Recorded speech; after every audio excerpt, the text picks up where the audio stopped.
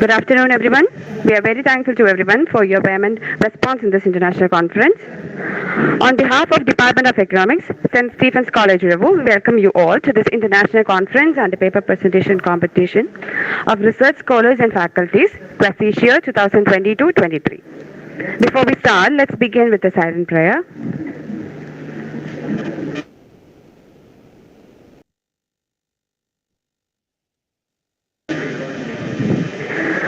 Okay, I would like to introduce our esteemed dignitaries here. Dr. Thomas Casey, Head of the Department of Economics. Shri Prince Joseph, Assistant Professor, Department of Economics. Shri Arun Ravindran, Assistant Professor, Department of Economics. And our esteemed resource person of this conference, Dr. Renjith, Assistant Professor, IIM Ranchi. We welcome you, sir. And finally, all the participants and the viewers of our webinar. We welcome you all to this gathering. I would like to call upon our Honorable HOD, Dr. Thomas Casey, for the welcome speech. Thomas, sir, over to you.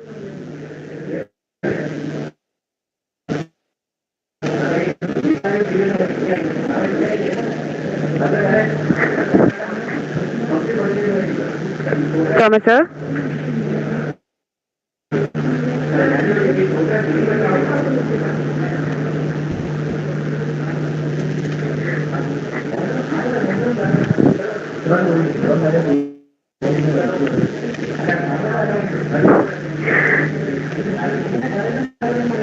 Thomas, sir, I think there is some technical issue with this.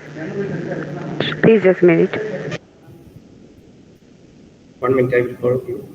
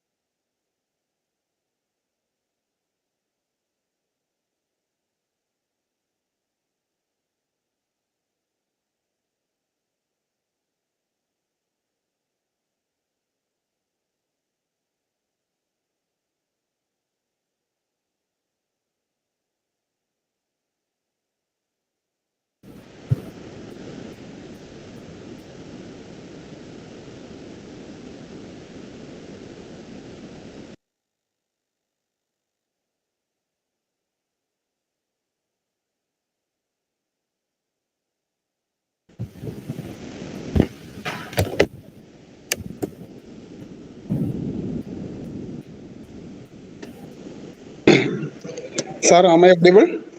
Yes. Yes, sir, yes, sir. Sorry for the inconvenience.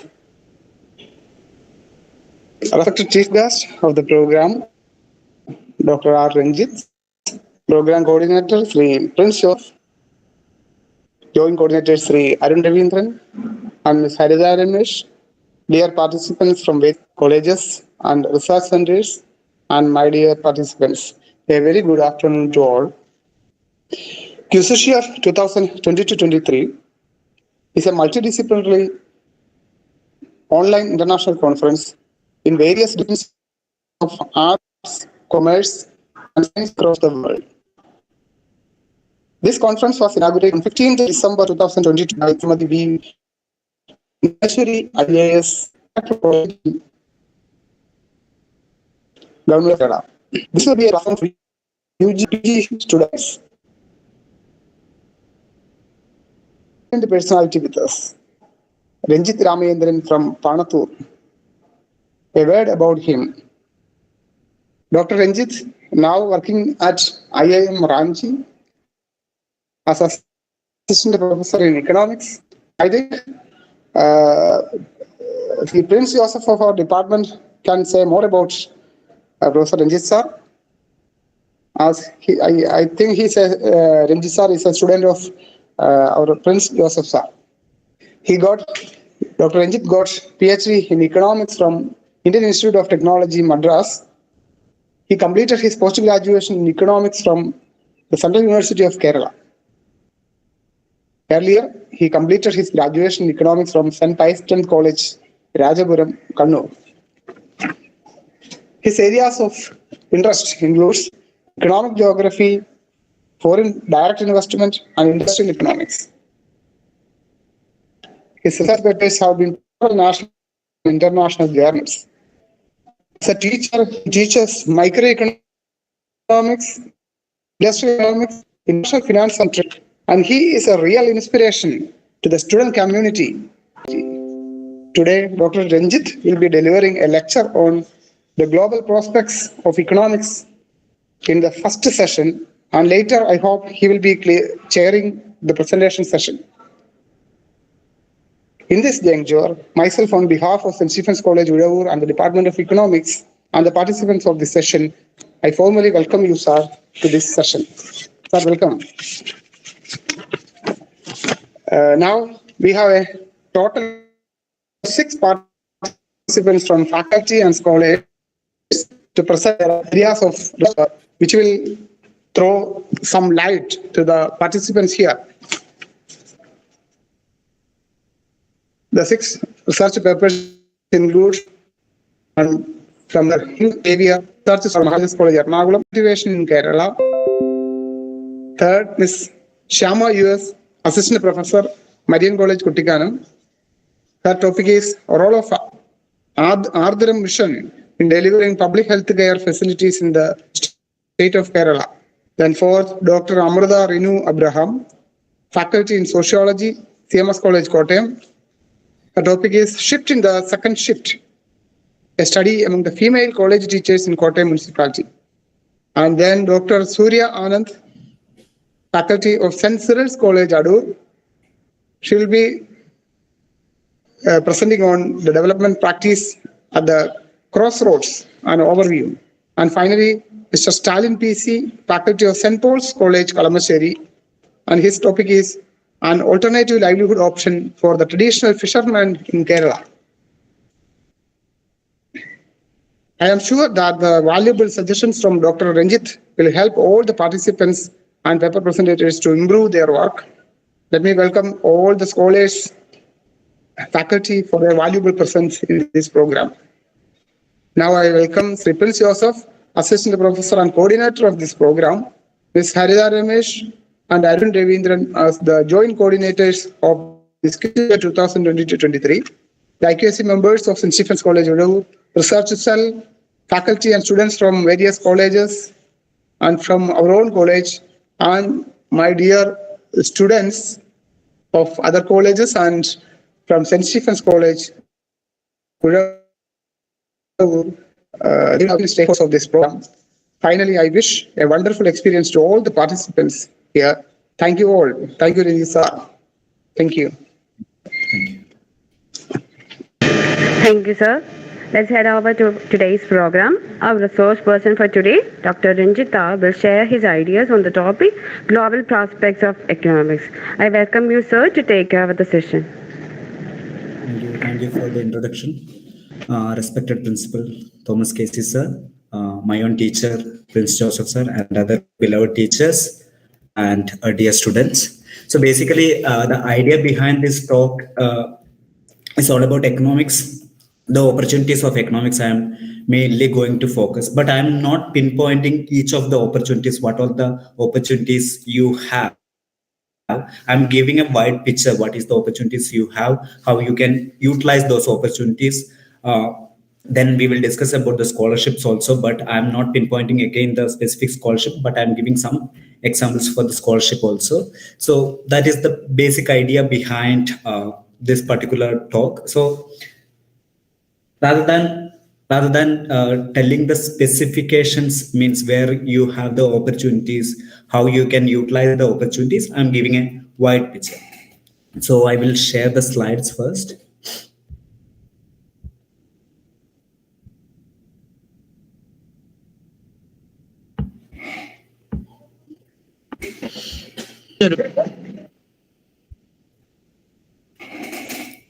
Yeah, fine. So first of all, I'm starting with the gatherings. Sorry, we can't see your slide. Oh, slides are not visible. Yes, sir. Slide is not visible.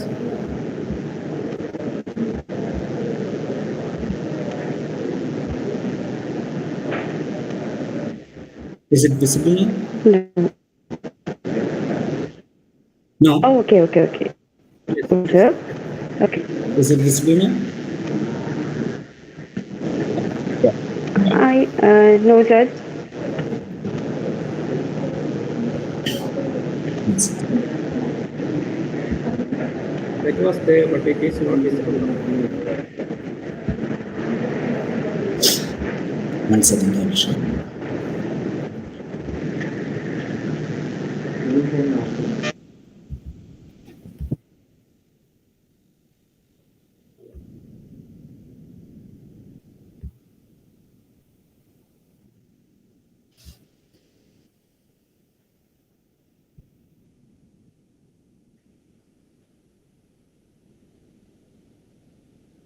Can you see my screen?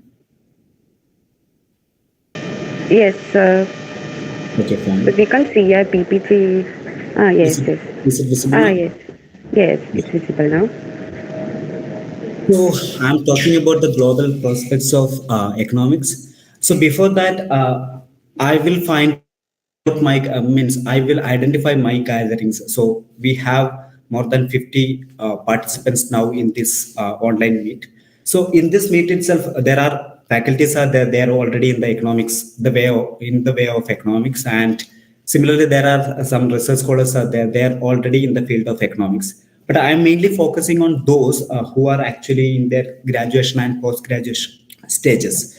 So I'm actually, first of all, I'm actually dividing those students into different categories. So now I actually expect that the students here in this online meet is either economic graduations and are taking care of the scores now at the moment, but I will give some tips for them later on. So these graduation students or post-graduation students of economics, it might be they might be in economics field or in economics graduation program or economics post-graduation program. It might be because of several reasons. Some of them might be influenced one. They might be influenced by some of their brothers, sisters, or their parents even. And some others are opted because it is their second choice. For example, some of the commerce students, what is actually happens in some of the colleges, they will opt for BBA or BCom program, and if they are not selecting for that program, the second alternative they have is economics, and they are joining for that. I am one of the person joined like that because I am also opted for BBA, and I didn't get that opportunity, so I shifted to my second option, that is economics. And third person, third set of students, they are coming to a program just to hold a degree. It is whether it is economics, whether it is BBA, whether it's BCom, there is no matters, but they want to hold a degree. For that they are coming. And the fourth one is by choice. They are during their higher secondary education, they have realized that economics has a wide opportunities, and they are coming that. So there are many categories of students in a classroom itself, in this online meet itself. So what I am trying to say that now anyway, for any of the reason, I am pointed out some 4 reasons here. So because of one reason you are here. So now anyway you are in the field of economics. So how you can flourish in the field of economics? That is what I am going to discuss in the upcoming lectures. So in economics itself, and now you get to a program. First of all, I'm considering about the graduation students. So you get into a program, either it is for a degree, or you are considering as it is a gateway to many of the exams, because for the many of the exams there is graduation as an eligibility criteria. So for those exams, and the third was the road to the economics academic. So I am actually focusing on the third one, how you can flourish in the economics academics field. That is my idea behind this talk. So when we are talking about economics, so mainly the focus that when we are talking about the job opportunity, mainly we are focusing on teaching questions. And but if we are studying economics in even in bachelor's, master's, as well as the PhD scholars, the reasons to study economics is we can classify into different categories. So if we are thinking about different classification or reasons to why you are studying economics, it is not a regional subject, it is a global subject, and it has its own value in all over the world. So what are reasons studying economics? So we can keep all those factors I have mentioned. It is by compulsion, it is by influence, you are studying economics. But we can keep all things aside and we can think about reasons behind studying of economics. So first one is basically you can inspire and industries. I am in a management institute. I'm in an IAM, but at the same time, if you look at about the market and all the things, we are the one. The economics is mainly discussing with the market structures and all the things, but it is actually happens in the textbook, and you can actually think about the industrial opportunities, business concerns, business success. You can have a good role in the business success, and you can make an impact on the industries, and altogether you can make an impact towards the economic growth. And similarly, it is not only about a particular region. Obviously, it is considered about the region also, but it has an international perspective. It starts with the local region, it starts with the district, state, country, and it has a global perspective. And same time, as an economist, you can transfer your skill all over the world. Okay. Then similarly, there are excellent jobs there for economics. In everywhere in the world, we can say that the main reason for studying is an excellent job while studying economics. And in the new world, we can say that the economic students, they can position the part of shaping COVID recovery, because the policymakers have an important role in COVID recovery and economic recovery, and the most who can contribute towards that recovery is economists. So we can incorporate that also as an important element for behind studying economics. But whenever we are asking to our students from a developing country like India, and if we are asking to our students, they are mainly into economics or mainly into any of the graduation program is with the idea of the jobs. Okay, so I'm going to focus on again, means I am limiting my idea, means from the wider stage, I am actually coming to a job prospects of economics. So what are the job opportunities we have? So mainly we can think about the third one, economics teacher. So whenever we are studying economics, most often we used to hear that those who are the high rank students in the class or the good studying student, all are mainly going for the teaching profession. But teaching is not only the profession that economics is actually providing. There are many other job opportunities for economics. So we can think about economist, we can think about personal financial advisor and supply chain analyst, because it has a wide range of opportunities now, and business reporter, economic consultant, product manager, quantitative analyst, and policy maker and data analyst. So for all these case, you cannot stop your education with graduation. You have to go for masters, you have to go for PhD and all the things. So here we can say that all of you may aware about the economic teacher job opportunities, how we can get into the teaching job opportunities. It is you can, after your masters, you can write the net exam and you can get into the job opportunities, and you can pursue your PhD as well. But for all other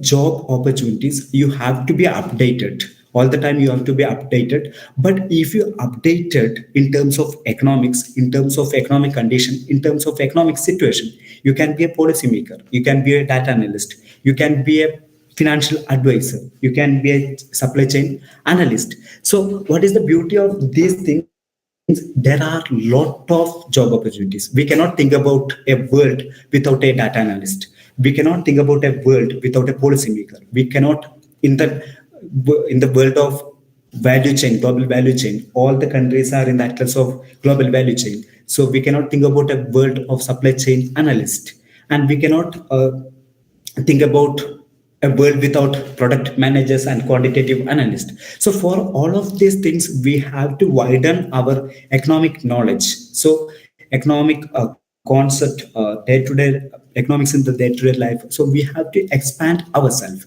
So how we can expand ourselves? So you are now in economics, since you have enrolled yourself in the Bachelor's of Economics program, either it is BSc or BA, you have enrolled yourself for the Bachelor's program. And there will be students, those who are only for your exams, going to mainly focus in your life that is based on you. So I'm not compelling you to all the students that are doing that. I'm not compelling all the students to get into master's degree, get into PhD, get into postdoc, and get actually putting a criteria of bachelor's degree as an eligibility. So if they have a wish for that exams, they can go on. But some of the students, they might be confused. So what they can do? So after bachelor's itself, you have many opportunities. Then you can actually, the first opportunity you have, go for a higher education. From the bachelor's, you can go for a higher education. You can think about a master's degree. Master's degree in economics, actually finding out a place for master's degree in economics is not that difficult, because if you're considering the institution which focuses on different disciplines, for example, different sort of disciplines you can take, but you can find out most of the institutions will offer an economic degree. So each of means if you're taking different sort of institution, you can find out in all the institution, even in our government institution, aided institution and central universities and IITs and IIMs, all where they are actually providing some sort of economic education. In IIT system, it might not be directly economics, but there is a development studies opportunities. And at the same time, now some of the IITs like Kharagpur and IIT Madras, they have started a master's program in economics. So after bachelor's, you have an opportunity. The first opportunity, I can say that, because I am, as an economics professor, I am not telling you to stop your economics education after your bachelor's. I am actually asking you to go for the master's degree. So if your master's, if we are going to master's degree, first thing I mentioned, there are a lot of institutions which are actually providing the economics education, master's degree in economics. So what is the benefits of this master's degree? So the reasons I have mentioned earlier. What is the benefits of master's degree? Now, obviously, you are mastering a topic, a discipline, and at the same time, it is considered as, I mentioned, I can say that one of the favorable job in economics field is teaching, that I mentioned earlier. For that teaching, the master there should be a master degree in economics. And if you complete your master's degree only, you are eligible for the net exam, or if you are going for research, you can go for a JRF, net combined JRF exams you can go for. That is for teaching. And second, if you're thinking about civil servants, economics have their own opportunity in IES, in the economic services. Those who are actually doing masters in economics and statistics, they can actually go for IES. That is also one of a glorified job in India. And similarly, in banks, you have a post of economist that's available in different banks, and you can go for that. Similarly, the Reserve Bank of India, they have a research wing. They are mainly coming from the statistics or economics background. If you have a master's degree in economics, you can actually prioritize that. You can go to Reserve Bank research wing or some other institution. There are a lot of research institutions are there in India. They are focusing on different issues like monetary policies and population and migration, economic growth. So there are a lot of institutions are you can go as a researcher in this institution also.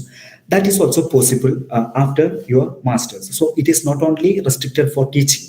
After masters itself, the world of opportunity is actually opening up in front of you, and you have a lot of opportunities in terms of teaching, in terms of data analyst, in terms of researcher. You have a lot of opportunities. And even if you big dream, you can go for PhD also. So the PhD itself, if you're doing for the masters, after masters itself, I can say that in the PhD itself, you can consider it as a job also. So in a developing country like India, the students mainly struggling because of they have the opportunity. As we mentioned, there is a competition, they have the opportunity. But the thing is that how they can pursue these things, because the cost of education is increasing, and major chunk of the students are actually trying for a job rather than going for a higher studies. Because if you're going to higher studies, there will be an opportunity cost of not doing job. But I'm not foregoing about your job, go for PhD, get more education. It is not the case now. There are a lot of scholarship. You can use the scholarship, you can earn a good amount of money. At the same time, you can accumulate your knowledge, and you can be a good researcher also in economics. So if you're doing in PhD itself, all the central universities, first of all, I can mention opportunities. So if you have a JRF, you can climb for JRF, that fellowship you can claim, and it is a decent amount of money that for your livelihood, and that for academics, and for saving also. Some amount you can save also. That is actually available in all the central universities, and you can enroll yourself in the state university. And if you have a net, and if you have a genuine research idea, it should be come from the readings. And if you have a genuine research idea, what you can do, you can look at IITs and IIMs and ICES also. So in these research institutes, NITs are there, ICES are. So these premier institutions also actually giving PhD. We are thinking about the academics. Whenever we are discussing about the academics, it's all about discussion, debates, and asking, critically thinking, asking questions. This is the major part of academics. And obviously, even in this sort of institution, this bigger institution, obviously they are actually providing this sort of facilities for all of you. It means if you're getting into a PhD in you, and to ask your parents, you have a wonderful scholarship opportunities in good. It is you are getting 35,000 in a year. So after masters, if you are getting into a job, the initial stages, this might be your salary. So you are getting a good amount of salary. You are getting a good amount of. There is an accumulation of knowledge also. So in that way, I can say that PhD is one of the wonderful step you can take forward in your life. So there are a lot of scholarships there, and this scholarship is not only for the PhD programs. There are a lot of scholarships for the master's program also. There are more than 60 scholarship for master's programs also.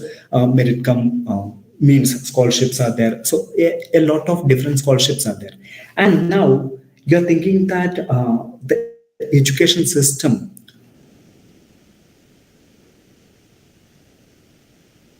we have a wonderful institute of economics and the different colleges under DU. We have Pondicherry Central University, we have Hyderabad Central University, and we have a lot of other central universities. And some of the state universities are doing wonderful job in economics. If we are means I'm not comparing, if I'm not ranking something, if we are considering Uzhavoor University and all the things, some of the universities are creating wonderful, they are actually creating wonderful alumni of economics from their batches. So there are a lot of institutions are there in India itself. And now if you are thinking that I want to pursue my higher education from the foreign itself, there also you have a lot of scholarship.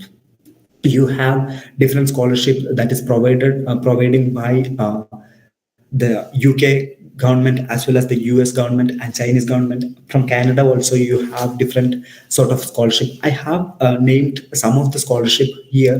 So first three scholarship, it is actually they are providing scholarship for the master's program in economics for Indians.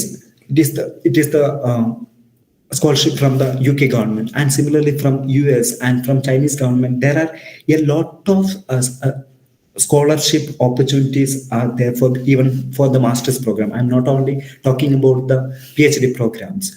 So there are a lot of opportunities are there, institutions are there, and obviously the competition also increasing. So if you want to get into the better fields of economics or the bigger world of economics, what you can do, I can say that accumulate your knowledge in economics. So for that you have to go for further education. And I'm not saying that after all of this education you are not going to get into an institution, means academic institution, and you are not going to be a teacher. You have immense opportunities in terms of research, in terms of data analysis, in terms of teaching, in terms of policy making. Without economics it is all not possible. So, and for an economics there are a lot of opportunities are there, a lot of scholarships are there. So if money is the problem for you, if financial constraint is the problem for you, you have a lot of scholarship at your fingertips. You can actually identify the scholarship available for. It is not only for the minor community, it is available for all of the students. So you can, at your fingertips, you can find out the scholarship, you can find out the institution, you can find out the passion. If you have a passion in research, find out it, go for higher studies and get the scholarships and get it done. So the better world of economics is actually waiting for you. Thank you. So here I'm stopping, and I'm actually thanking Prince sir and other coordinators for these wonderful opportunities. And if you have any concerns or questions or comments, you can make it now. Thank you.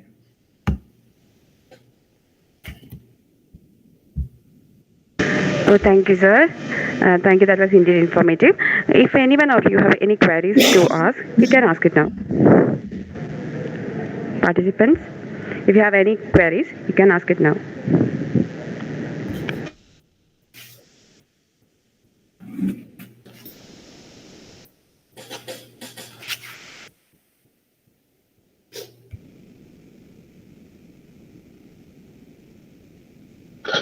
Dear students, please ask questions. You can ask the questions in Malayalam also, okay? He is from Kannur, Kasaragod. Please ask question in Malayalam also, okay?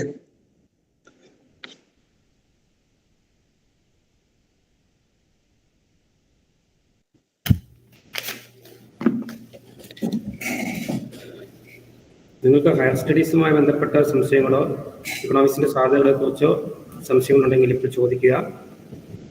അതിനുള്ള കാര്യങ്ങളൊക്കെ പറയുന്നതായിരിക്കും.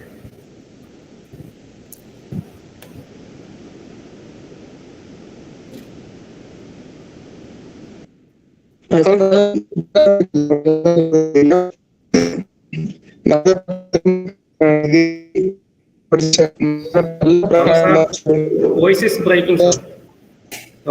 കേൾക്കാമോ? ഇപ്പൊ കേൾക്കാമോ? Sir, നമ്മുടെ പല സ്റ്റുഡൻസും ഡിഗ്രിക്ക് നല്ല മാർക്ക് സ്കോർ ചെയ്യുന്നുണ്ട്. പക്ഷെ അവരെല്ലാം പലപ്പോഴും കൺസ്ട്രെയിൻസ് ആയിട്ട് നിൽക്കുന്നതെന്ന് പറയുന്നത് അവർ വീട്ടിൽ നിന്ന് ദൂരെ പോയി പഠിക്കാൻ, നമ്മുടെ ഒരു ഗ്രാമീണ അന്തരീക്ഷത്തിലാണ് നമ്മുടെ കുട്ടികൾ പഠിക്കുന്നത്.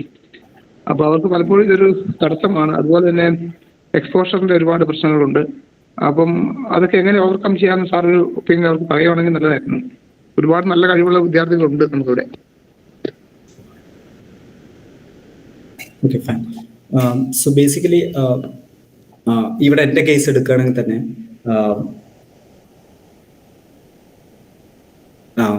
maybe Prince sir will know that. So ഞാനും ഒരു ഗ്രാമീണ പശ്ചാത്തലത്തിലാണ്. അപ്പോൾ സെൻറ്റ് പയസ് കോളേജിൽ നിന്ന് ഒരു ഡിഗ്രി കംപ്ലീറ്റ് ചെയ്തതിനു ശേഷം എനിക്ക് പോസ്റ്റ് ഗ്രാജുവേഷൻ പ്രോഗ്രാം സെൻറ്റ് പയസിൽ തന്നെ കിട്ടിയിരുന്നു. പക്ഷെ എൻ്റെ ടീച്ചേഴ്സാണ് എന്നോട് പറഞ്ഞത് എന്താണ്, സെൻട്രൽ യൂണിവേഴ്സിറ്റിയിലേക്ക് അപ്ലൈ ചെയ്യണം, സെൻട്രൽ യൂണിവേഴ്സിറ്റിയിലേക്ക് പോകണം, അല്ലെങ്കിൽ അവിടുന്ന് IIT-ലേക്കുള്ള യാത്രയും. So if I M travelling much more, I can actually increase my potentials. So ഞാൻ പറഞ്ഞു, അക്കാദമിക്സ് എന്ന് പറഞ്ഞാൽ ജസ്റ്റ് എന്താണ് പുസ്തകങ്ങൾ പഠിക്കുക എന്നുള്ളത് മാത്രമല്ല, it is all about discussion, debates and critical thinking and all these things. അപ്പോൾ നിങ്ങളുടെ കംഫർട്ട് സോൺ വിട്ട് പുറത്തേക്ക് പോവുകയാണെങ്കിൽ മാത്രമേ വളരാനുള്ള സാഹചര്യമുള്ളൂ.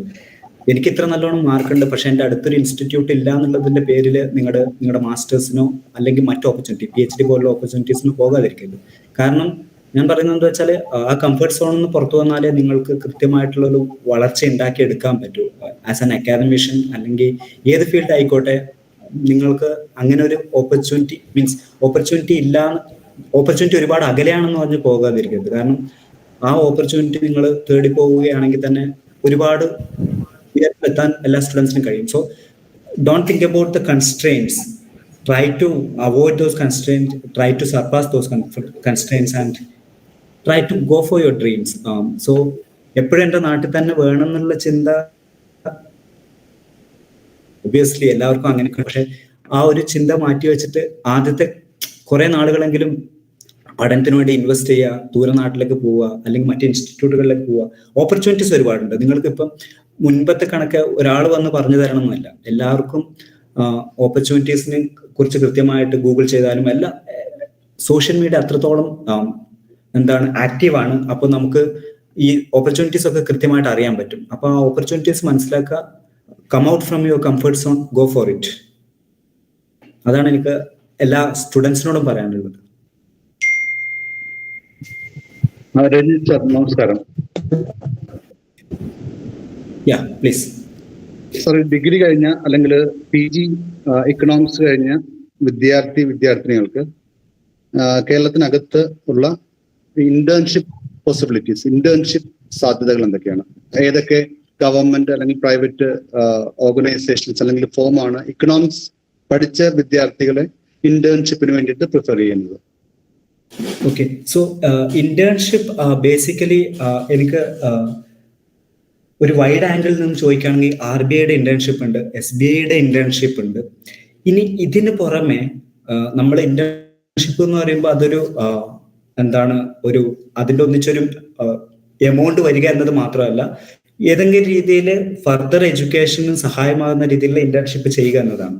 അപ്പോൾ ഈ മാസ്റ്റേഴ്സുകൾക്ക് തന്നെ ഇപ്പം കേരളത്തിലാണെങ്കിലും ശരി, എവിടെയാണെങ്കിലും ശരി, മാസ്റ്റേഴ്സ് ചെയ്യുന്ന കുട്ടികൾക്ക് എന്താക്കാന്ന് വെച്ചാൽ ഹയർ ഇൻസ്റ്റിറ്റ്യൂഷൻസ് കണ്ടുപിടിച്ച് അവിടെയുള്ള ഫാക്കൽറ്റീസ് അവർക്ക് ഒരു റിസർച്ച് ഐഡിയ അല്ലെങ്കിൽ ഒരു ഇന്റേൺഷിപ്പ് ഐഡിയ അവരുടെ മനസ്സിലുണ്ടെങ്കിൽ ആ ഒരു കാര്യം നല്ല ഹയർ എഡ്യൂക്കേഷൻ ഇൻസ്റ്റിറ്റ്യൂഷനിലുള്ള അധ്യാപകർക്ക്, അതായത് ഫാക്കൽറ്റീസ്, ഇപ്പോൾ ഫോർ എക്സാമ്പിൾ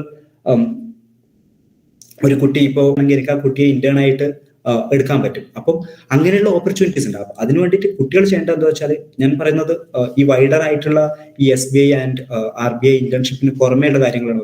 ഈ ഓപ്പർച്യൂണിറ്റീസ് ഉണ്ട്. RBI SBI ഒക്കെ ഇന്റേൺഷിപ്പ് കൊടുക്കുന്നുണ്ട്.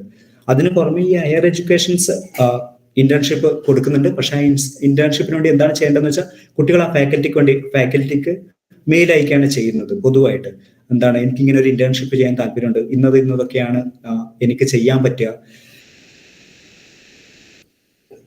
ഇതൊക്കെയാണ് എൻ്റെ സ്പെഷ്യലൈസേഷൻസ്, ഇതൊക്കെയാണ് എൻ്റെ അനാലിറ്റിക്കൽ സ്കിൽസ്, ഇതൊക്കെ കാണിച്ചുകൊണ്ട് ഒരു ഫാക്കൽറ്റിക്ക് മെയിൽ അയക്കാം. So it might be rejected, but there might be chances also.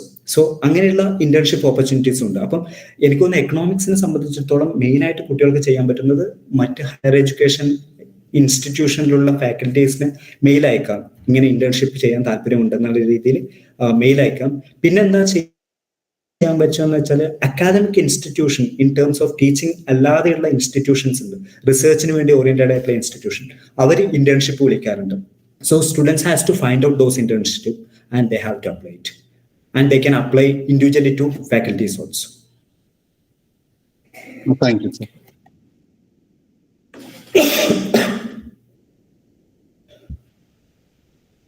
Thank you, sir. So, faculties. These are the general instructions for the participants. I hope all the participants are in. So, participants, Please make sure that you have good and uninterrupted internet connection. Please keep yourself muted unless presenting to reduce background noise. You'll have to share your screen and do the presentations individually. You'll be given 8 minutes for the presentations and 2 minutes for the discussions. During the time allotted for the discussions, questions will be asked by the chair, participants, and even the general audience. Questions will be asked during the 2 minutes allotted for the discussion. And while one participant is presenting the paper, the next participant to present should be ready. You should start sharing your PPT screen without anyone's intimation. When calls your name, you should start the presentation without delay. It is mandatory to unmute the video during the presentation and discussion. Renjith sir, we invite you to chair the session. Okay, so our first participant is Mr. Hingston Xavier. He is from Maharajas College, Ernakulam. He is a research scholar. And let's invite Renjith sir for chairing the session. Mr. Hingston, hope you are ready with your presentation. Yeah. Hingston? Yeah. Okay. You can start your presentation now. All right. Okay.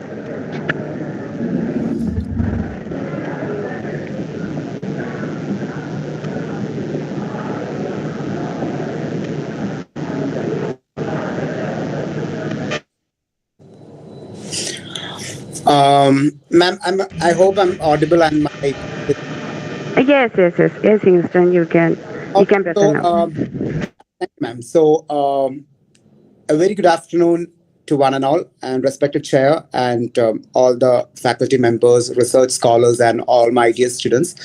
My name is Hingston Xavier, and I'm a part-time research scholar with the PG and Research Department of Economics, Maharajas College, Ernakulam. And my title of study for this particular session is Trends in the Child Sex Ratio in Kerala as per the 2011 census. Now, before getting into the particular topic or the broad area of child sex ratio, whenever we speak about Kerala and its development sector, the social researchers, economists always praise about the social sector development.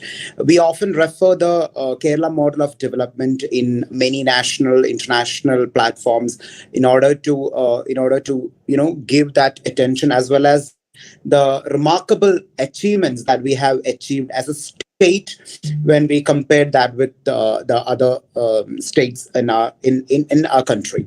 So we know that when we compare the social sector development with other states of our country, like we have set our own standards, whether it be infant mortality rate, the health sector, education sector, literacy rate, everything. But when we cross-examine the data or the vital statistics of census 2001 and 2011, the patterns, the trends that lights to the vital statistics, there actually exhibit some sort of disturbing trends. So the vital statistics is very important, as we know that when the demographic trends of that particular state or that particular country is concerned. So it always, our demographers, social scientists, economists are so concerned about the social sector development as well as the public expenditure in terms of social sector development that we are pumping into our economy. Now, when we compare the 2011 census that of 2001, the overall sex ratio, just narrowing down to the child sex ratio. So before getting into the child sex ratio, we know that the overall sex ratio in 2011 was 940 for every 1,000 males, and this has been increased by 7 points in 2001 census. Now, when we compare that with the child sex ratio of our state, when we praise or when we talk much about the social sector development, what exactly happens to the the demographic trend, specifically the child sex ratio, the trends and the patterns in the child sex ratio. Kerala, the child sex ratio was 960 in 2001 census, and it became 959 in 2011 census. So when we compare that 2001 and 2011, and that's just a marginal change, even though it's a 1 point, decline, but still it's a marginal change. But according to statistics, the child sex ratio seems to be a natural and within the acceptable ranges, even though it's in acceptable ranges. But in these 3 districts where the landscape or the geographical, the religious, everything is like, we know that like, even though we have the 14 districts, we have that cultural, religious differences from when we move from one space to another space. So what exactly happening? So we have already constituted, the government of Kerala has already constituted a committee which includes doctors, policymakers, and the high-level bureaucrats to identify what exactly happening with specifically with district as such. Because why Thrissur is because of the reason that Thrissur has been selected as one of the district among the Prime Minister's Beti Padhao and Beti Bachao program, which was implemented in 2015 in order to revert the declining child sex ratio in India. So as a part of this program, there was only 100 districts which has been selected from our country, and it's only Thrissur which has been selected under this particular category. Now, what are the general reasons for the declining child sex ratio? So the general reasons of declining child sex ratio is the first and foremost, it is a sex selective abortions. Even though it is not that predominant, there are where this particular thing, this particular strategy or this particular kind of act in order to have, more son, than the girls as such. So a more son preference by the family members, or by even though we say that we are very literate, we are kind of, when we compare with the other states of the country, we are educated, but still we have that son preference always. And so the sex selective abortions are there, and then the sex ratio at the birth and the decline in the total fertility rate, because the trend is like the demographic trends as well.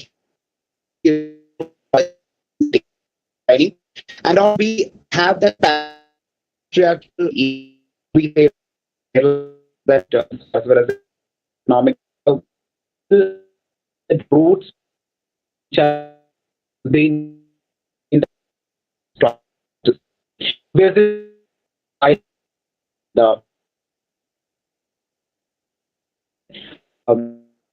huge Hingston, sorry to interrupt, your voice is breaking.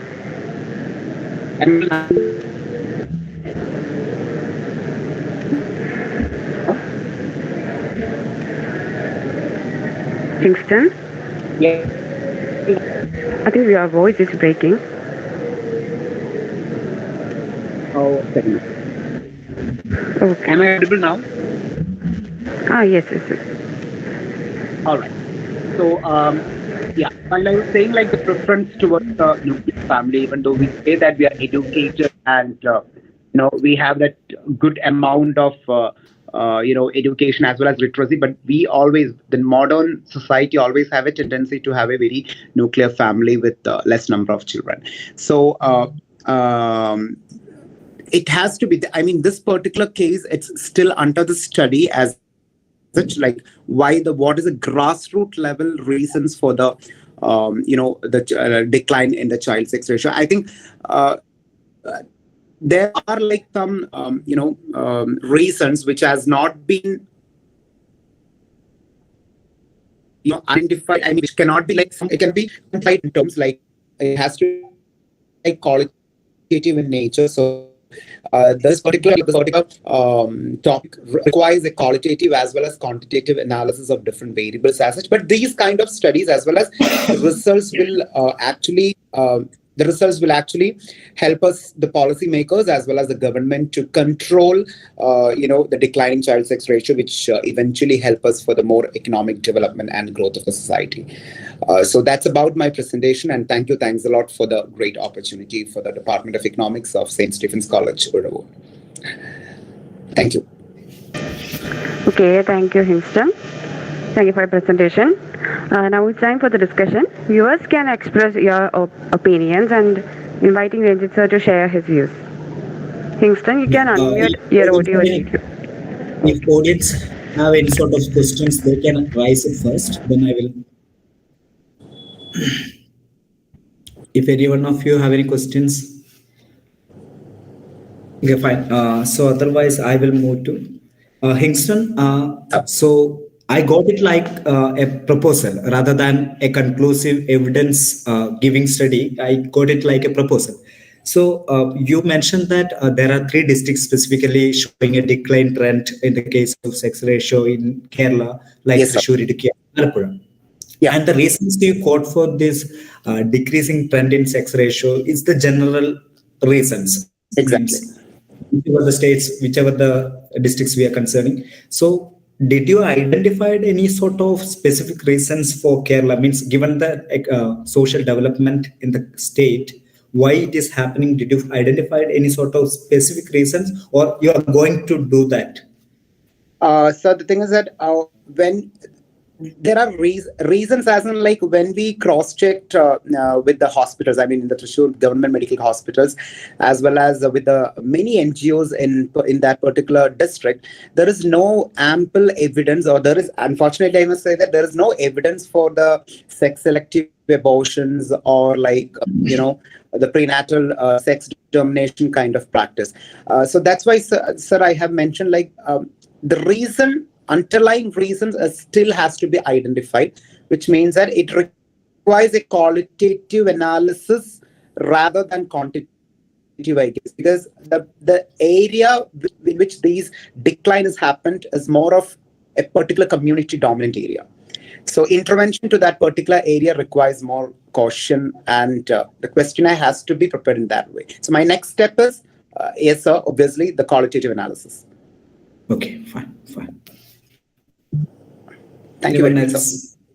I have a question regarding your presentation, and presentation was wonderful indeed, and congratulations for that. And you have identified that the overall state, these 3 districts has less sex ratio. Exactly. And for example, within Alappuzha, have you identified any significant difference between the sex ratio in terms of religion, in terms of category like general, OBC, SC, ST, or in terms of occupation like fishermen or those who are working in other informal sectors? So have you done any study on that, and do you have any conclusion on that? So regarding the Alappuzha district, in general, very religious communities are different. I mean, the dominant religious community which exists in Thrissur, which actually shows that decline is not the same with Alappuzha as well as from Idukki. So Alappuzha, when I checked, it's more or less happening in the coastal side. As you rightly mentioned, it's mainly in that coastal side as it, sir, as per the census as well as NFHS reports as concerned. Okay, thank you. Thank you, sir.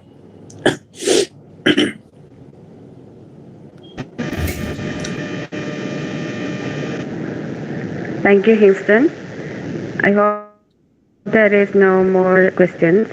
So moving on to our next paper presentation by Ms. Ashwini Ravindran. I think she's ready with the presentation. She's a scholar in the Department of Applied Economics, KUSAT. Ashwini, you can start right now. Okay, you can start presenting now. Good afternoon to all. My name is Ashwini Ravindran, Research Scholar, Department of Applied Economics, KUSAT. My topic for the presentation is paddy cultivation in Kerala. So we already know paddy is one of the most important food crop in Kerala. About 600 kinds of rice varieties cultivated in various paddy fields of Kerala. Around 3 lakh something people engaged in paddy cultivation as a paddy cultivator. The Palakkad, Alappuzha, Thrissur are the major rice producing districts in Kerala. But the productivity is high in Thrissur district. So, but since 1980s, Kerala has witnessed a drastic decline in the area under cultivation and as well as the production of paddy. So, in my study, I would like to analyze the trend pattern of area production and the productivity of paddy in Kerala since 1980s, and also to analyze the major challenges for paddy cultivation in Kerala.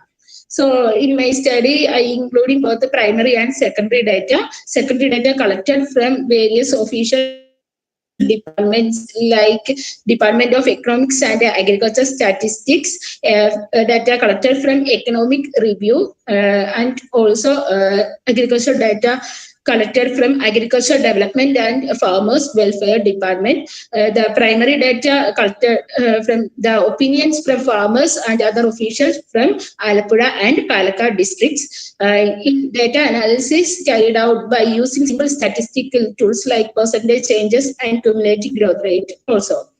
So we already know among Kerala's traditional practices, agriculture was given an important space from feudal era. So this table shows the cumulative growth rate of production and area production and productivity of paddy in Kerala. The entire period, the cumulative growth rate of area of cultivation paddy and production has a negative cumulative growth rate, minus 3.9% in the area of cultivation of paddy, and negative 2.7% in the production of cumulative growth rate in the production of paddy. The entire period there have a negative cumulative growth rate of area and a production of paddy in Kerala, but the productivity still increased. But during 1991 of area under and production of paddy, but the productivity increased. That is the productivity. The improvement in productivity is neutralized by the steep decline in area and thereby the production of paddy. So this is the figure that shows area of paddy cultivation in Kerala. Already we know the during 1980 to 1981 to 2021, the area of paddy cultivation declined from 8 lakh hectares to 2.6 lakh hectares. The production of this figure shows the production of paddy in Kerala. The production of paddy also declined. That is 12.260 lakh tons during 2020-21. After 2017-18, there was a slight increment in the production of paddy in Kerala. So this figure shows the productivity of paddy in Kerala. Almost the productivity increased the excess. So this shows major challenges of paddy creation. Next one is our population rate increased from 2 crores something during 1981 census report to 3 crores in 2011. The growth rate there shows a positive growth rate, that is 31.24%. The increased population makes alternation of land to meet their demand and different kinds of land uses. So the annual growth rate of construction sector during the period also increased more than 10%. So another challenge is agroclimate change. We already know climate and agriculture are interrelated. Drought, excess rainfall, flood. Also, certain years it is adversely affected the paddy production in Kerala. During 1983, 85, 86, and 87, Kerala had severe dry spells and drought, even though the state has a wet climate. During the 2018, paddy cultivation has destroyed entirely in 25,370 hectares due to flood, resulting in a loss of rupees 380 crore.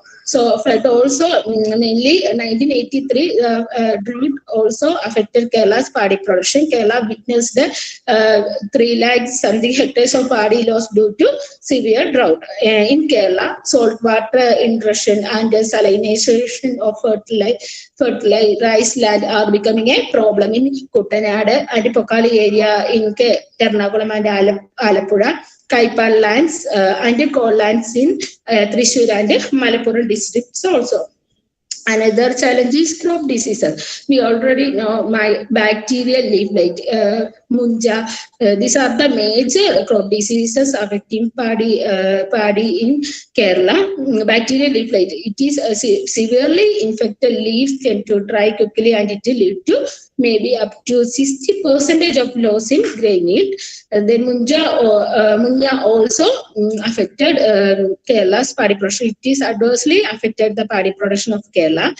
One another thing is competition from other crops like rubber, coconut. It also adversely affect the paddy production and area under cultivation of paddy in Kerala. By the end of the 80s, cash crops started to generate higher income to the farm sector. Therefore, farmers began to shift from food crops to cash crops.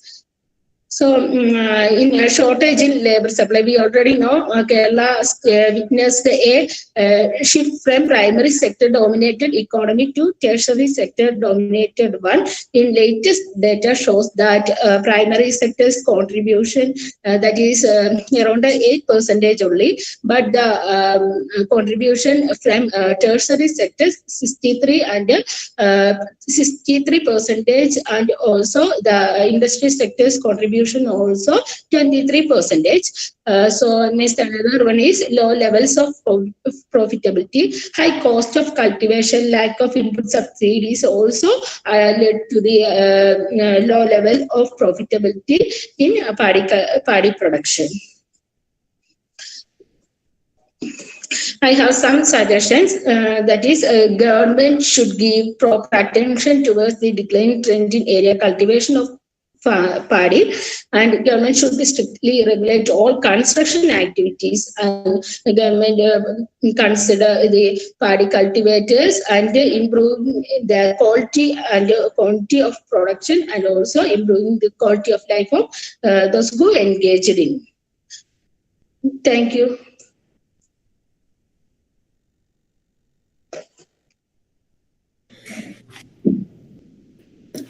Okay, fine. Audience, if you have any questions, you can raise it now. Can you hear me, sir? Yeah, yes, please. Yes. Myself, Thomas Casey. Okay, already I delivered the welcome speech. I heard the presentation of Ms. Ashwati. Yes, sir. My query is that you have mentioned about the decline of area under cultivation of paddy. Yes, sir. There is a trend. No, but I think the recent data of economics review of the planning board, it states that recently the area under cultivation is improving and not declining. Earlier it was so. Yes, sir. 2000 after 2016, there is a slight increment in area under cultivation of paddy, but in the whole entire period, it was declined. What's your observation? Why it happened? Any observation regarding that?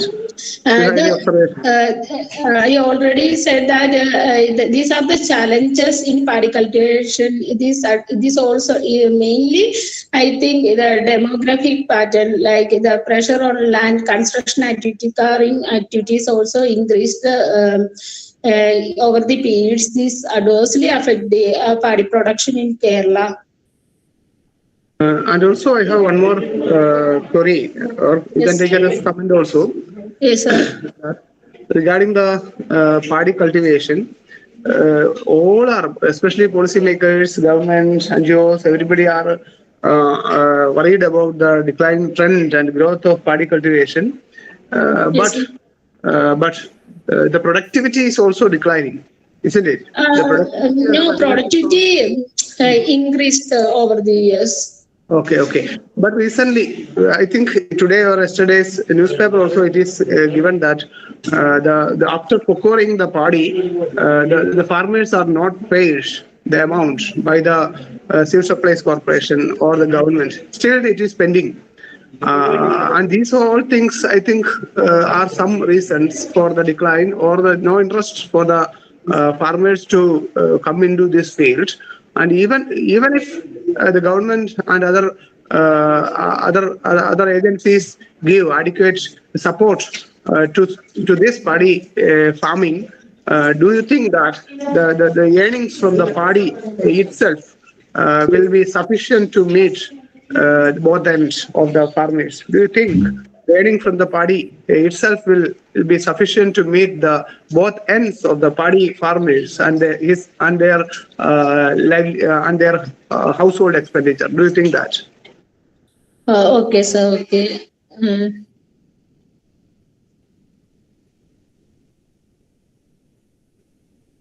Do you get it? Yes, sir. Yes, sir. Am I clear? They have a lot of programs from the part of government, Rashtriya Krishi Vikas, but it is not in proper way. I think that. My comment is that what is called the 1 kg of paddy, the government is giving 28.40 rupees. Not 40, Yes. 28.40. 27 like that. Yeah. Is it sufficient for a paddy farmer to No. meet their household expenditure? No, never, sir. It is not Then- sufficient for sufficient price from the it you get from civil supplies.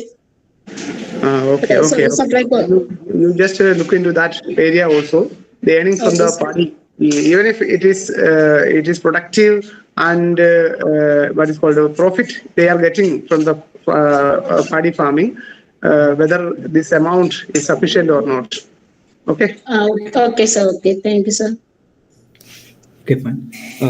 Actually, it's a nice presentation. So, I have a small comment. Since you have data from 1980s onwards, and the recent data is also available to you, so you have a Yes, good sir. amount of data points. Means from 1980 to 2020, it's a good amount of data. A good time series is in front of you. So you have mentioned a lot of reasons for your means area of paddy cultivation is going down. You have mentioned some specific reasons. At the same time, you have mentioned that the productivity of the paddy cultivation, means paddy field, is actually increasing. Yes, So sir. some of the variables you can actually quantify. Means your dependent variable in terms of paddy cultivation and in terms of paddy productivity, your dependent Okay. variable is available from the data set. And at the same time, some of the variables, some of the reasons you have quoted, those reasons you can quantify. For example, sir mentioned now about some of the government policies.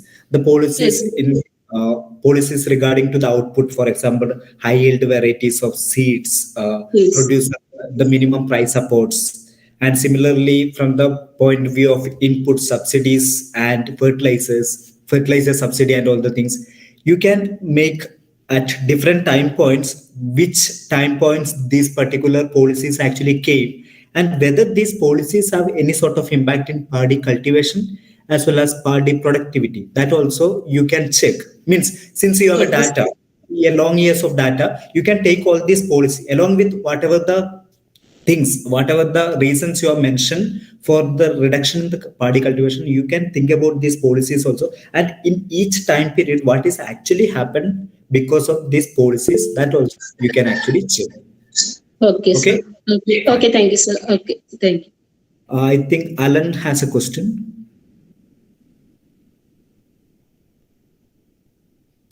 Alan, do you have a question?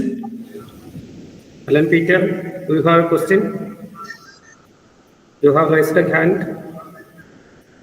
Any question? Okay, fine. If Okay, there is thank no you, sir. question, we can move towards the next. Okay, thank you, Ashwari. Okay, our next contestant is Ms. Shyama US. He's an assistant professor and a research scholar from Marine College, Kuttikkanam. Shama? Yes, ma'am. Okay, you can present now. Thank you.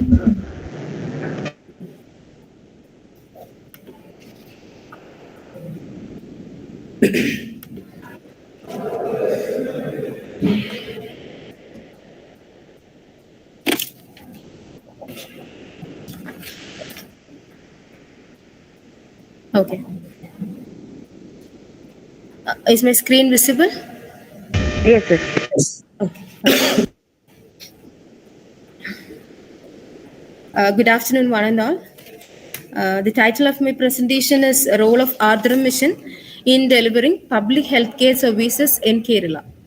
And the main agenda of my presentation is to say an introduction of public health system, then methodology objective, then I'll be giving an overview of Ardhram Mission, then the 3-tier system in the health policy, then coordination and community development in that particular program called Ardhram Mission, and transformation of primary health centers to family health centers, and along with the concluding remarks. And I would say a proper healthcare system is the backbone of every developing country. A nation can fully develop only when it completely looks after the welfare of the people residing in that particular country.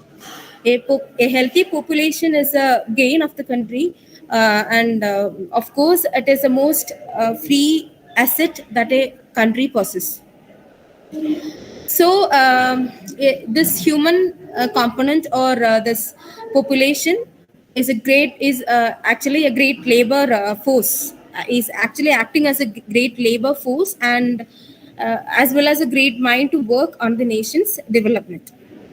And when it comes to Kerala's public health system has attracted international attention for its remarkable achievements, even though the state's progress on the economic front has been relatively modest in the UN HDA, Human Development Report, as per 19. And regarding the methodology and objective of the work, in order to assess the role of Ardhram Mission in delivering public health care in the state, have used secondary data and several research papers, articles, reports published by WHO and IOM were cited. When I talk about Ardhram Mission, the government of Kerala, as part of its Nava Kerala Karma Pathadi, has announced the launch of 4 key missions, which is actually concentrating on 4 different areas. One is housing sector, second is education sector, third is agricultural sector, and the fourth one is health sector. And Ardhram Mission is one of the key components that the Kerala has focused more on, or putting emphasis more on, which is called the novel scheme Ardhram Mission or Mission Ardhram. The main goal of Ardhram Mission is the transformation of the state's public health system into one which is not just a patient friendly, but something which deliver equitable, affordable, and accessible and quality healthcare to the general public.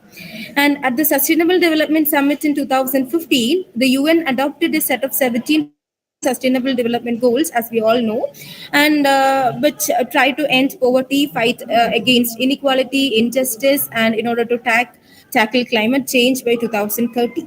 Out of the 17 goals, goal number 3 dealt with good health and well-being.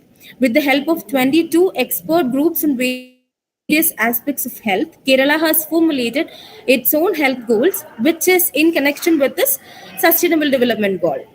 And actually, it has been incorporated in the 13th 5-year plan of us. And Mission Ardhram launched in 2017 February, and which has been conceived as one of the vehicles which will lead Kerala to its Sustainable Development Goals, thus reducing out-of-pocket expenditure for health in the state. And the main component of Ardhram Mission are, first one is people-friendly transformation of outpatient department, that is OP department. Then transformation of public health centers into family health centers. And the third one is provision of specialty services in at least one hospital in every district. The last one is provision of basic health facilities or basic health care services to backward communities like tribal, coastal, and migrant communities in the state. And we are actually following three-tier.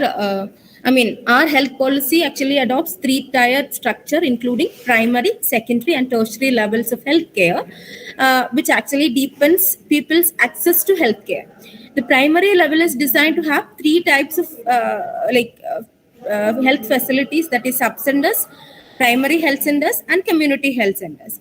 And primary health center is actually for a population which composed of 20,000 to 30,000.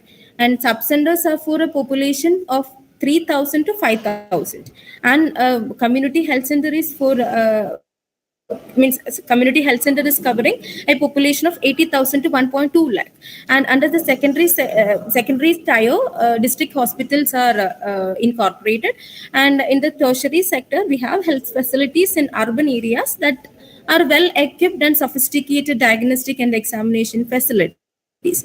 And we have transformed we have converted primary health centers to family health centers through Ardhram mission. And through the primary health centers, the state is intended to provide this 5 types of care, that is preventive, promotive, curative, rehabilitative, and palliative care.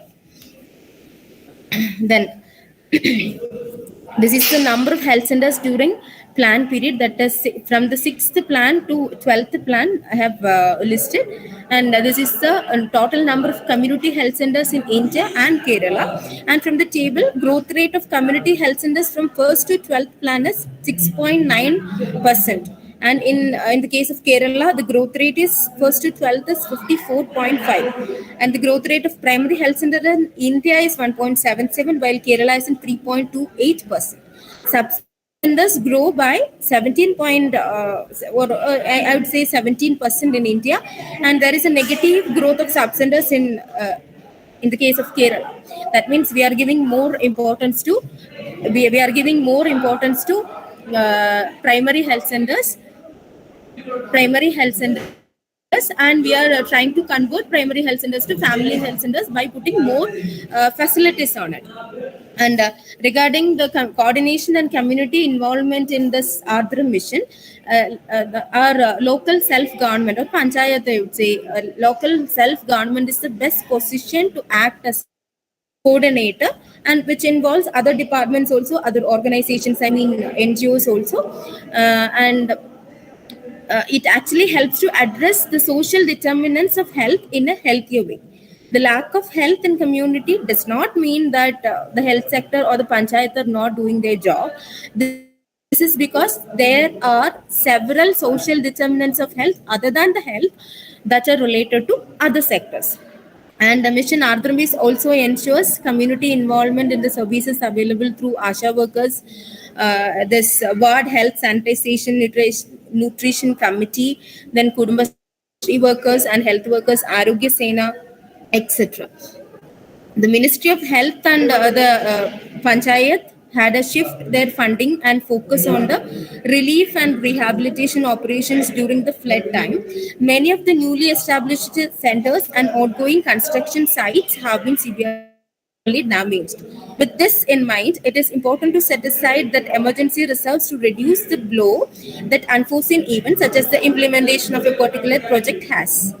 Other than completing the health reports, other methods of documenting, measuring, and evaluating outcomes are not uniform across all family health centers in the state. All centers must be subjected to the same treatment in order to make a fair comparison between them. Analyzing and understanding this gap, the first step towards the resolution, and that was very unified, and we need to take some measurement or method to have that balance. Then regarding when we talk about the transformation of actually the effectiveness of Ardhram mission is through the transformation of primary health centers into family health centers. And here you can see the financial year 2007 it has started, and we had 894 primary health centers in the state. In the first phase, 170 institutions were selected for the transformation, and in the second phase, 504 institutions and 170, and 16 is from that. Again, the bifurcation is there. 16 is from Trivandrum and 12 is from I think Malappuram. Likewise, that bifurcation is also there. And in the financial year 2018-19, we have 504 institutions which has transformed to primary health centers to family health centers. In the third phase, 220 institutions have been counted. And this is a fund details for the infrastructural development for this transformation. In order to transform this many primary health centers to family health centers, we need that infrastructural lab expenditures, and this is the overall cost that the government has to bear. And this is the descriptive report with regard to the total selected number of primary health centers and how many have completed, how many are in progress, and how many are yet to start. And regarding the training programs, there are team building training, concept-based training, and competency-based training, which is provided for the people who are into the mission. And I'm sorry. Okay. Looking at Gandhi and report, the government has taken initiatives to provide adequate health care for all through our. It has emphasized quality health care for all. Sir, could you please mute your mic? So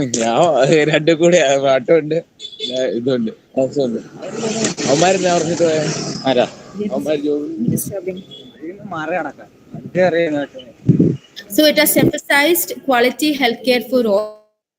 And to date, examining the evidence from the formulation of Ardhram Mission as part of Nava Kerala Karma Pathadi shows that Ardhram Mission has its own role, or it has domain in improving public health care. But still, it is a researchable issue that whether the people or beneficiaries of the scheme are satisfied or not.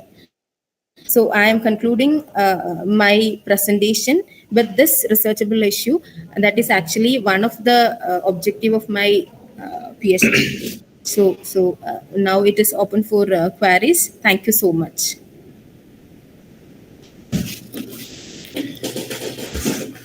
Yeah, fine.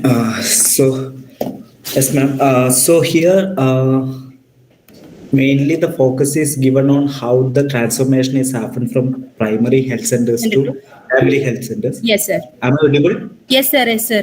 Yeah. But I can't switch on my mic. I mean, video. I'm sorry. Yeah, I don't know why it is.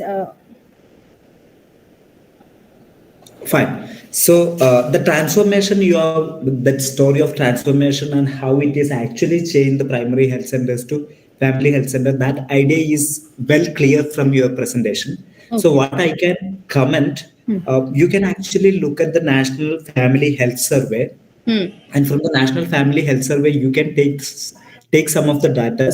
And did this transformation is affecting some of the key indicators of health? I mean, some of the key health indicators that also you can actually incorporate with this study. That is what one of my comment that you can later on go through the National Family Health Survey. And similarly, the census data hopefully the census data will soon will release, and you can incorporate that data also. Yes. This transformation, whether it make any sort of impact on the health indicators, that also you can incorporate in this study. Okay, sure. I'll do it. Thank you. Any other questions from the audience?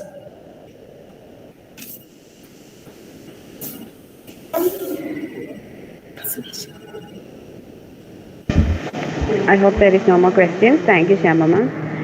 Our next participant is Dr. Amrita Renu Abraham. She is a faculty of sociology from CMS College, Kottayam. Dr. Amrita Renu. Yes, ma'am. Okay, ma'am, you can present now. Good evening all. May I try to present my video? Yes, yes.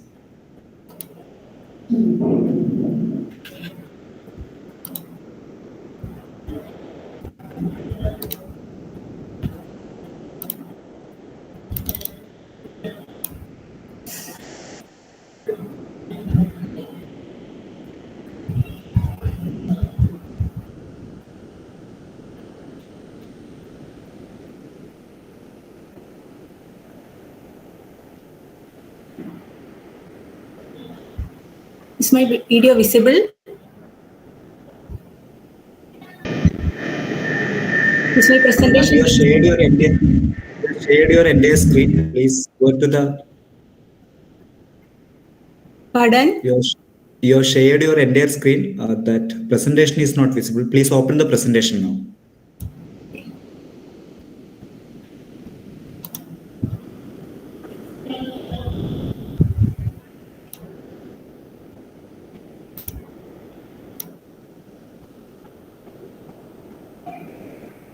Yes, ma'am.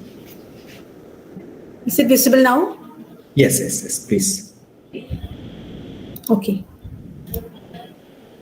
So my name is Dr. Amrita Renu Abraham. My presentation is titled Shift in the Second Shift, a study among the female college teachers in Kottayam municipality. Work and gender has always been closely associated in all societies. Domestic work has been assigned to women as per gender division of work in the society. The peculiarity of housework is that it is invisible and it's also unpaid work, and hence it is generally considered unproductive work. The state has got international acclaim in the case of gender development indices. However, traditional patriarchal values and gender roles have very strong roots and manifestations in various realms of public and private life in the state. These cultural forces demand major share of time and energy for domestic activities or domesticity. However, there are shifting trends in the gender division of labor in the family. The present studies conducted in this context. With respect to men's involvement in housework, the bargaining of relative resource theory predicts that as women's share of household resources increases, that means women's contribution to household income increases, husbands will do more housework. However, in non-Western patriarchal countries, gender norms often set limits to the bargaining power, and household work remain mainly the domain of women. Consequently, the bargaining power of women is limited in such countries. The present study is conducted to analyze. I'm sorry to interrupt. Can you please switch the PPT to? Pardon? Can you please switch the PPT slides to? Okay, so. Okay, ma'am. Okay, fine. The present study is conducted to analyze the shift in the nature of second shift, that means household work, among female college teachers belong to 3 different age groups. I think I have skipped one slide explaining the term second shift.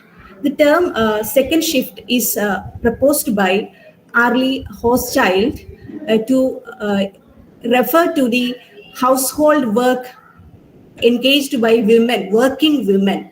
That means after their employment outside, those work in which women are engaged in the family, that is known as second shift. So the present study is conducted to analyze the shift in the nature of second shift, the transformation occurring in the nature of domestic work among female college teachers belong to 3 different age groups.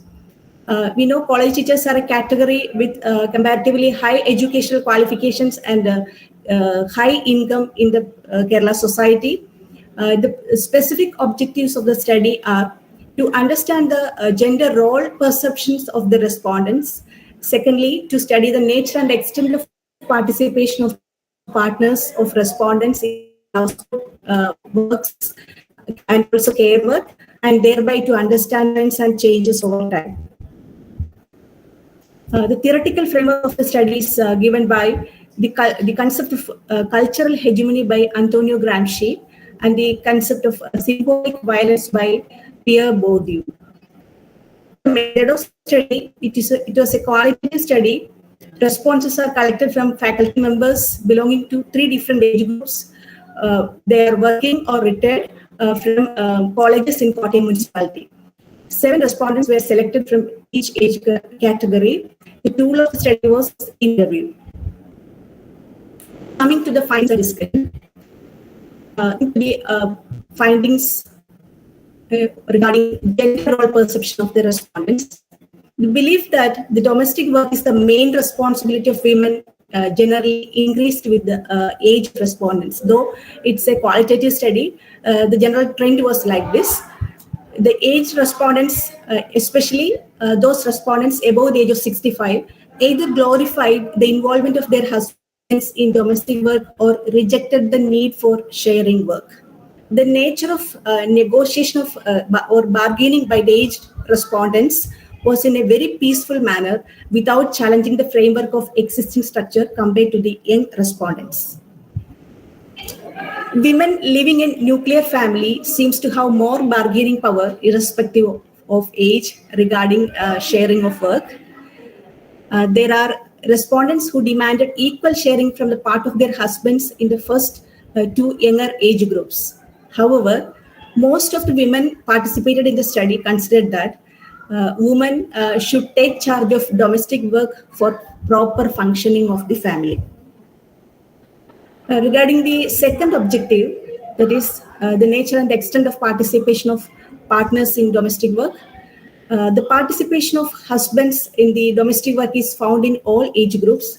Similarly, reluctance to participation from the part of husband has also been reported from all age groups, even though there is a decreasing trend in the case of young couples. There is significant differences between various age groups regarding the kind of activities in which husbands are involved. That means washing clothes or more involvement and initiation in cooking from the part of husbands are more among the young couples. The opposition of other family members in sharing domestic work between husband and wives is less in the case of younger couples.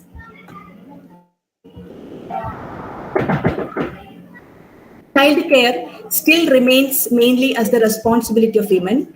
However, the involvement of husbands in child care is increasing in the case of younger couples. Further, the involvement of husbands in all work, including child care in the case of career needs of wives or emergency situations like disease, is more among young couples. So these are the main findings. Coming to the conclusion, as most of the respondents had the belief that women should take charge of the domestic work for the proper functioning of the family, the hegemony of patriarchy is still found to exist. Consequently, women are victims of symbolic violence. However, there is a shifting trend in the nature of involvement of husbands in domestic work towards more sharing, even though there are exceptions. And this is the end of my presentation. Thank you. Thank you, ma'am. Thank you for the presentation. So I have 2 queries. The first one is the classification of risk. Am I audible to you? Yes, yes. Ma'am, am I audible? Yes. Yeah, ma'am, I have 2 queries. The first one is the respondents. You have actually classified the respondents in terms of their ages. Okay, Yes. different age groups you have classified. Yes. I actually didn't get the justification. Means I know that younger and older couples there will be the second shift changes between the younger and older couples, but why there is a 3 different groups, sub-age groups, like that is the third one is more than 55.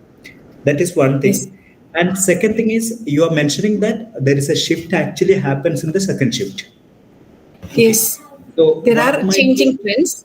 Yeah, what might be the reasons for those shift?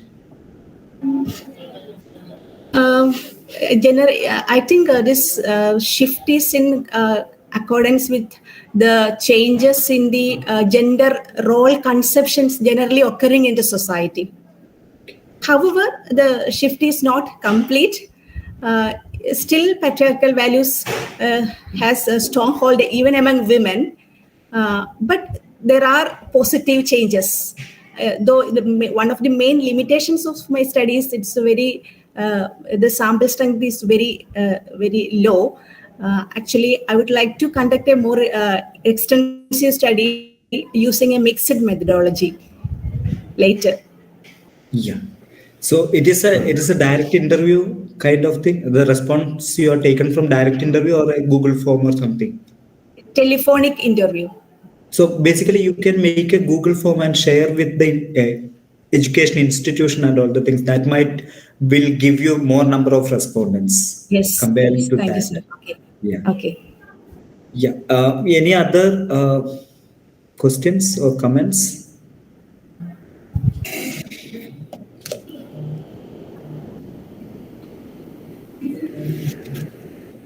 Okay. I think there is no more questions. Thank you, Amritana. Our next participant is Dr. Surya Anand. She's a faculty from St. Cyril's College, Adur. Surya, ma'am. Yes, ma'am. Okay.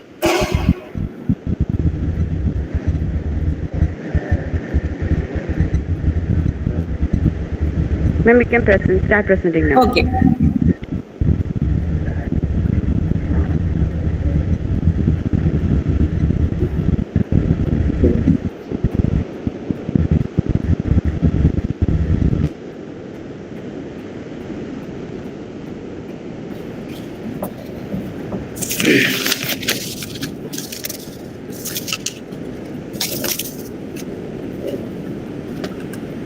Is the screen visible? No, ma'am, we can't see this. We can't see our screen.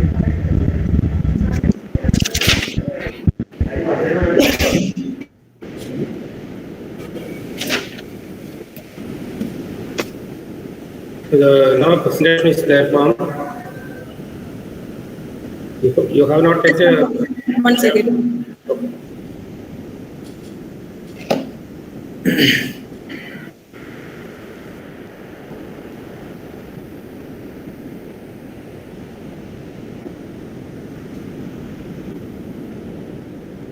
Is it visible now?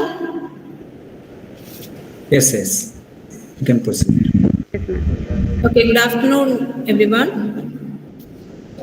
My topic is about the development practice at the crossroads and overview. So, to start with, the concept of development. We all know what is development.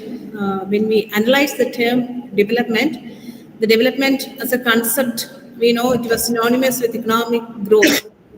And until 1930s, it was concept synonymous with economic growth, and it's an isolated quantitative phenomenon. During the 1940s and 1950s, the social and economic problems in the developing countries, with their roots in social and economic heterogeneities and colonial exploitation, led the world economy to rethink the concept of development.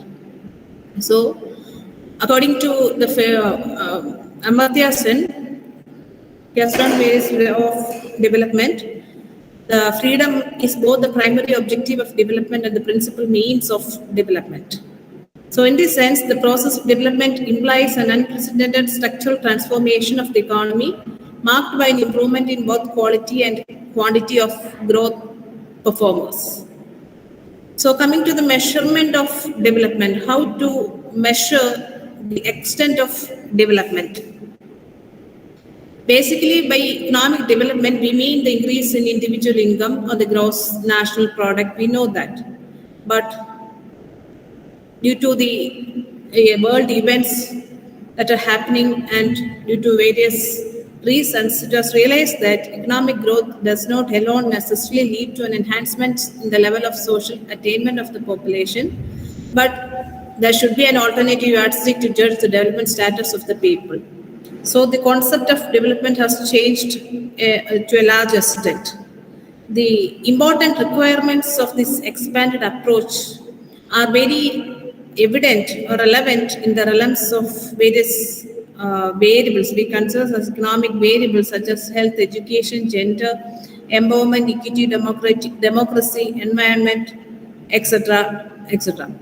So, when we analyze the different approaches to development, we can see as an earlier approach, we have the charity approach. This model, it is focusing on providing immediate needs to children in poverty as well as quickly as possible to provide immediate relief.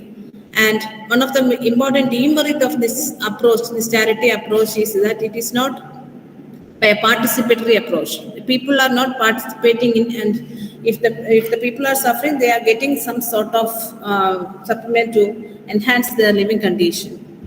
Then comes the needs-based approach. So in this approach, the people living in poverty are identified and they are given help and support, and services should be designed to target needs of the most vulnerable sections in the society.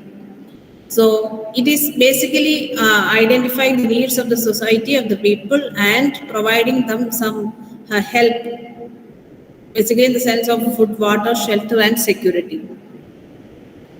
And the third one is the market-based approach. This approach focuses on identifying economic opportunities for those in poverty, and especially encourages entrepreneurship with the people. And it empowers the poor by giving them enough income earning, market-driven sustainable jobs or enterprises, identifying and addressing constraints to participation, addressing long-term economic needs and impacts of all levels, and some sort of empowerment measures. And while considering the evolution of the concept of development, the last one is the right-based approach. So the right-based approach, when you say about the right-based approach, it is a conceptual framework that is based on international human rights standards and operationally directed to promoting and protecting human rights. So under this right-based approach, RBA, the plans, programs and policies are planned in a system of rights and corresponding obligations established by international law. So in this approach, the rights of the people are identified as recognized, and the walls of tools are considered as various elements for addressing these issues through the rights of the people. So what we essentially find is that during the last 8 decades, the concept of development has evolved from economic growth to the different notions such as sustainable development, and the approaches to development has also changed. Basically, we can say from the income approach, we have changed to the capability approach and to the right-based approach. So coming to the right-based approach, an initiative of the government of India is one of the flagship program implemented by the UPA government in 2005, that is the Mahatma Gandhi National Rural Employment Guarantee Scheme.